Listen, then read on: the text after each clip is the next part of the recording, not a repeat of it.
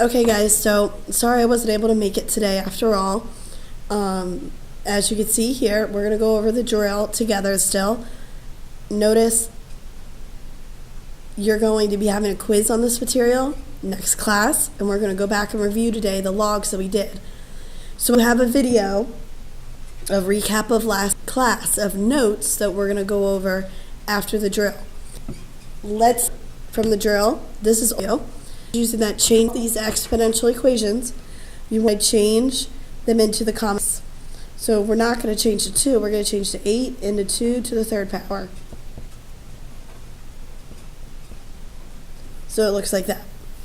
From there, once you do that, that's when you're allowed to remember cross off the common base and then solve the equation. And there's your answer. Same concept with number 2, 3, and 4. For number 2, I'm going to change 64 into 4 to the third power.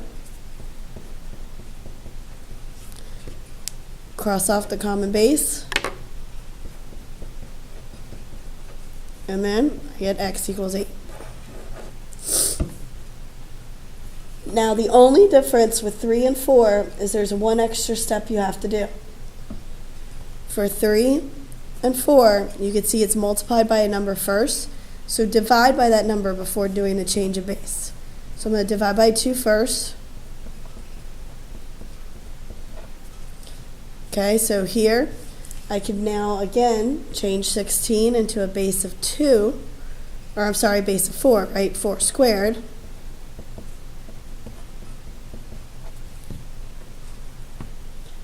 Then cross off that. And then set them equal to each other. So x equals 5. Same concept for number 4. Divide by 3.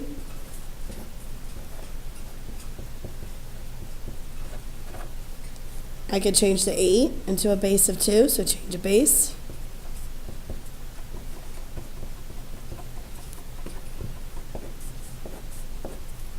Cross off the 2's. And I get x equals 0. So you will have a quiz on that. You will also have a quiz on the logs. Today you will be reviewing this. This is what we did last class. So it's in your notebook. I have a recap of notes today with a video of me doing them too. We're going to practice those before you do a graded activity. So make sure you're paying attention.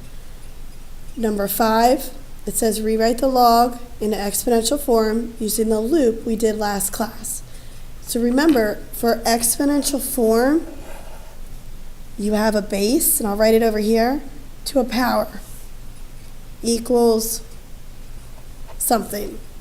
So that's our goal. Now when you write for logs, the base is always this little number. So when we talk about that loop, I could start with 4 as my base, loop, and say, okay, 4 to the x power, and then come back around, always include the equal sign at this point, equals, because you're crossing back the equals, 16. That is exponential form.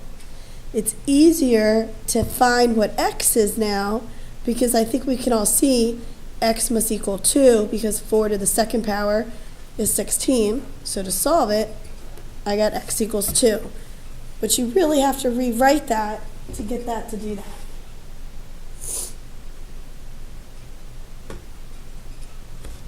For number 6, rewrite the log into exponential form using the loop method we did last class and estimate the value of x.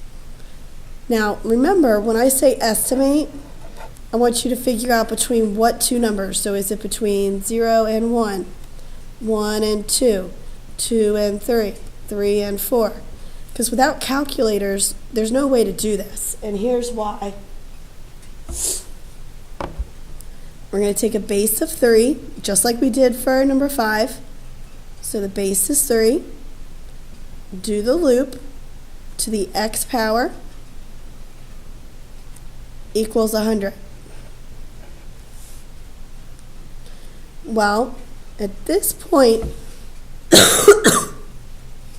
I don't even know what this is because it's going to be a decimal number. If you look at your powers chart, there's no 3 to whatever power that'll make 100. This is where we start to estimate what is it in between. So you can look at your powers chart, but since I don't have it in front of me, I'll just list them again. These are all the powers that you should have.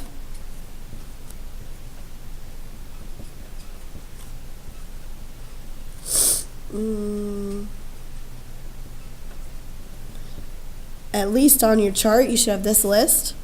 Now at this point, since 100 would fall right here between 81 and 243, we say that X must be between 4 and 5.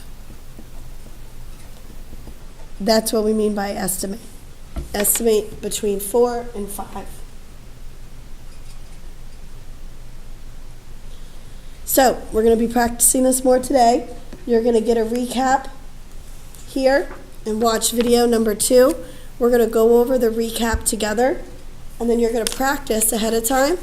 I'll go over these in a video as well before you have your graded classwork. There will also be homework today on this material.